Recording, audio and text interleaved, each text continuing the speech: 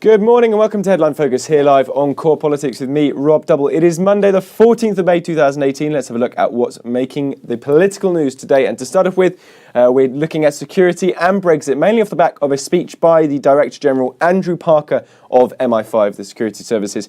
Now, he's giving a speech in Berlin, and the main lines which are coming from it so far is that he is urging Europe to maintain a close security partnership with Britain after Brexit.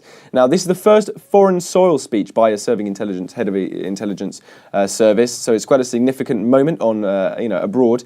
And what it will mainly be doing is warning at a meeting of European security chiefs in Berlin not to jeopardise any of the security arrangements which are currently in place, which make everyone safer. Now, there are fears to some extent with regard to Brexit that the security treaty between Britain and the European Union may be jeopardised by certain rows. And the main one of this is currently what's going on with the proposed exclusion of the UK to the EU's Galileo satellite programme. Now, satellites are obviously a key part of intelligence collection and operations, and so exclusion from the European arrangement would be, poor in terms of security relationship and security crisscross. And so this is a key area where the head of MI5 is going to be making his case to the EU not to jeopardise in any way the security relationship post-Brexit, because the EU has a very strong impression that the UK is very strong on security and is a great asset to European security. Now, the other line coming out, which is what the UK press is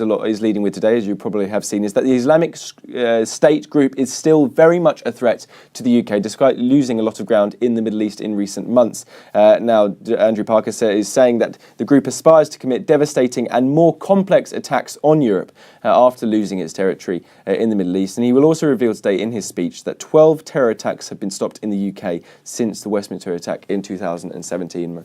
Probably very striking figures there for a lot of the public. But that's going to be coming up very shortly from Berlin. Next up, President Recep Tayyip Erdogan, Turkish president, is in London today. He's continuing his 3-day visit to the UK.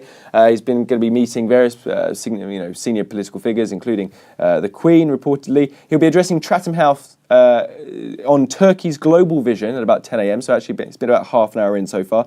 And he'll be taking questions, apparently, but these will all be off the record and so will not be reportable. And it's unlikely to hear perhaps some of the more controversial things happening in Turkey at the moment. But he's going to be around, so expect perhaps some more news lines on the UK-Turkey relationship at some point today.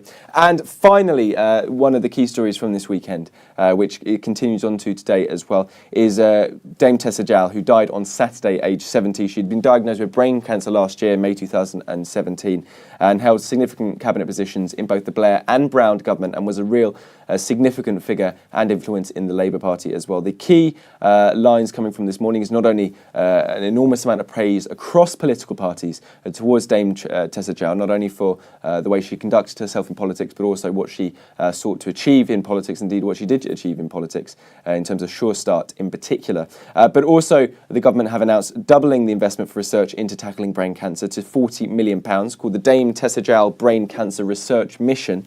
And on top of that, there'll also be a host of the UK will host an annual global conference named after Dame Tessa Jowell, called the annual Tessa Jowell Global Symposium, and that's aimed at bringing together clinicians, scientists and academics to discuss brain cancer treatment. And they'll also, in terms of that funding, it will be rolled out in England to a gold standard dye test to identify the disease and hopefully try and ensure, as it says on the screen there, remember our battle cry: living with, not dying of cancer, for more people, for longer. That's pretty much it for today. You're up to date. Don't forget, you can find all the latest on what we're doing here on Core Politics on our Facebook page and Twitter right here. But from me and all the team here at Core London, see you again tomorrow about 9 o'clock.